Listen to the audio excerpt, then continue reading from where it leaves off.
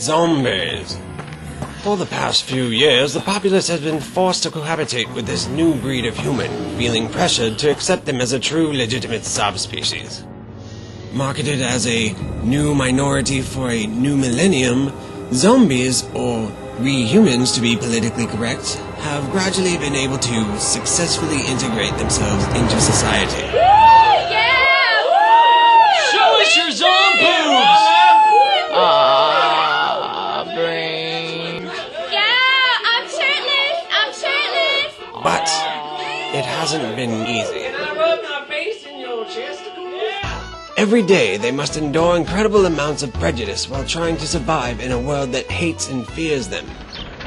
Well, hell, I'm just glad I had a legal reason to shoot my wife. And then f*** your sister. Discriminatory racial slurs and epithets were quick to catch on, while television did its best to propagate a negative, stereotypical zombie image. Eventually, however, fair and balanced programming became a necessity once executives realized that transhumans liked television. Lots of television. Alright, welcome back to Cooking for Zombies. Now some people are gonna say cooking real human these days is barbaric and outdated. I say nuts to that. Nothing tastes as good as unprocessed, all-natural, organic brains. Now what I've started to do here is cook the head in a special marinated recipe my grandmother gave me.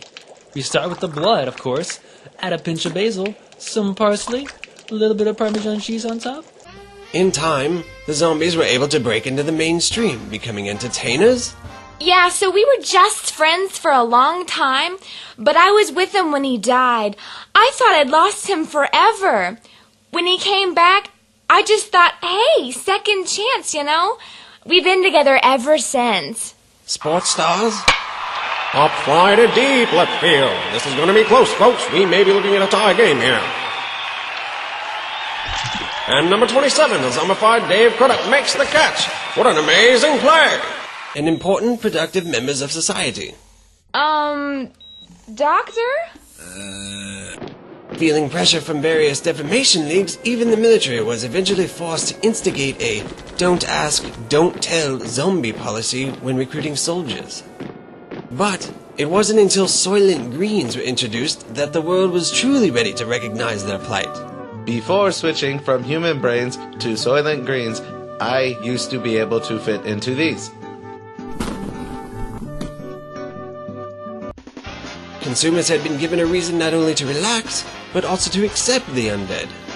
Sold under the vegan line of soy products as a sort of tofu for zombies, it became a way to pacify a zombie's carnivorous lifestyle, placating the urge to eat human flesh. Soylent Greens became a huge success, generating unimaginable profits for their parent company, the Transglobex Corporation. But all that soon came to an end. The anti-zombie protesters became increasingly vocal. Splinter cells of anti-zombie coalitions began popping up across the country. Seen as zombie sympathizers, the vegan community was quickly targeted for harassment and hate crimes. As you can see, Dan, this peaceful vegan gathering turned violent as members from the anti-zombie coalition rioted. This is the brutal aftermath.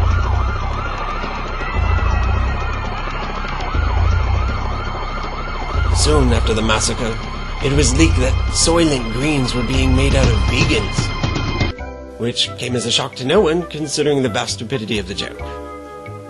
During the subsequent trial, it was revealed that the anti-zombie coalition were just hired thugs, contracted by Transglobex to kill the vegans in order to harvest more product to sell to the zombies.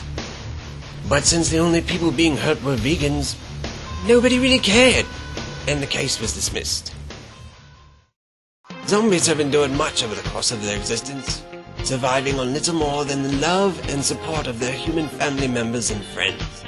And of course, their brains.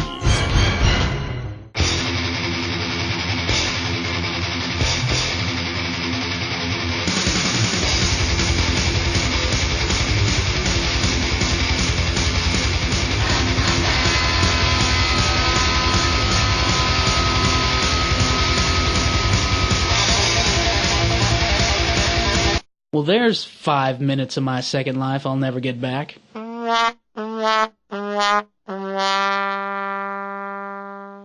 Free fun. Free fun.